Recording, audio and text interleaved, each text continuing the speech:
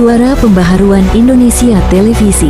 Endasmu adalah satu ucapan oleh seseorang yang sedang berada pada satu kondisi marah atau tekanan untuk melepaskan kekesalan atau amarah di dalam batinnya.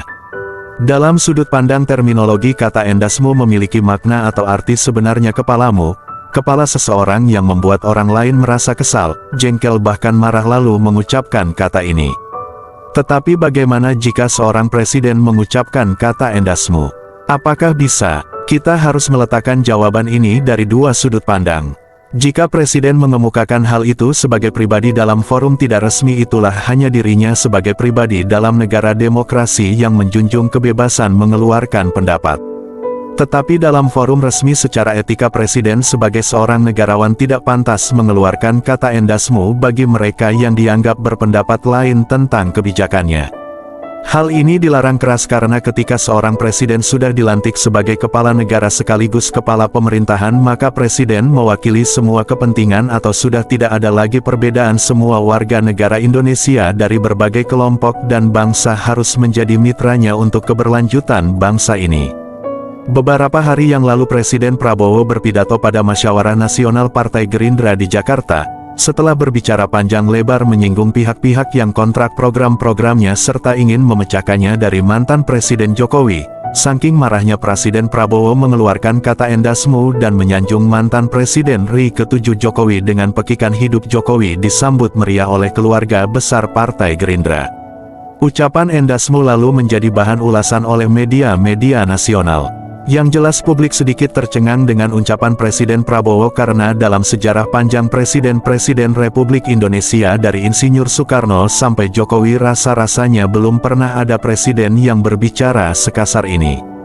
Misalkan Presiden Soekarno setiap pidato mengeluarkan kata-kata penuh makna, jas merah, rawe-rawe rantas, malang-malang putung, tetaplah semangat elang Raja Waliku. Inilah kata-kata penuh makna. Tidak ada kata-kata kasar apalagi kata-kata menyerang kelompok tertentu. Yang jelas pidato politik Presiden Prabowo sambil menyanjung-nyanjung Presiden Jokowi adalah babak baru setelah Presiden Prabowo dilantik menjadi presiden sekaligus sandi utama bahwa Prabowo Jokowi tetap solid dan siap melawan kelompok-kelompok manapun yang coba-coba memecahkan mereka.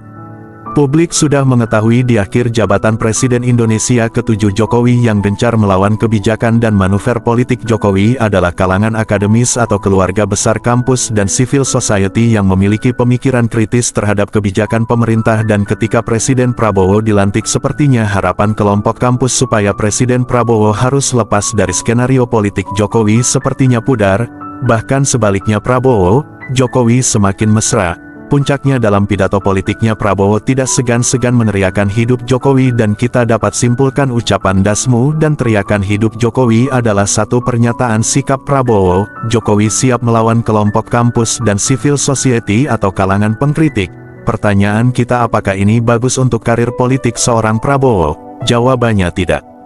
Jika Presiden Prabowo tidak segera menjalin hubungan baik dengan kelompok kampus, perlahan tapi pasti kelompok ini akan menjatuhkannya. Hal ini karena sejarah sudah mencatat. Dan jika Prabowo terlalu memanjakan Jokowi, perlahan tapi pasti Gibran akan melawan Prabowo. Sejarah sudah mencatat Jokowi untuk kepentingan keluarganya akan membangun totalitas politik dinasti. Jika harus memilih presiden, Prabowo harus membangun karakter memimpin sendiri tanpa harus membesar. Besarkan Jokowi, semakin hari Presiden Prabowo semakin berpatron dengan Jokowi akan semakin rugi Presiden Prabowo. Hal ini karena seberapa besar pun dukungan politik untuk terhadap Presiden Prabowo, jika rakyat akan melawan tetap juga rakyat akan menang. Suara hati rakyat yang suci adalah apa yang disampaikan oleh kampus-kampus, bukan oleh para politikus. Jadi jika Presiden Prabowo melawan kelompok kampus, maka bayang-bayang untuk Presiden 2 periode akan menjadi redup.